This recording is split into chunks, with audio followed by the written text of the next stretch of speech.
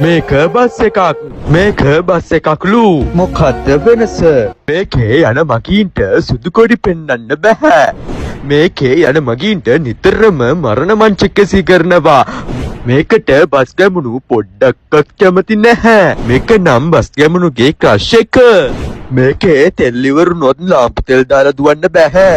මේකේ තෙල් ඉවරුනොත් පොල් තෙල් දාලා හරි රූට් එක දුවනවා. මේක නම් AC.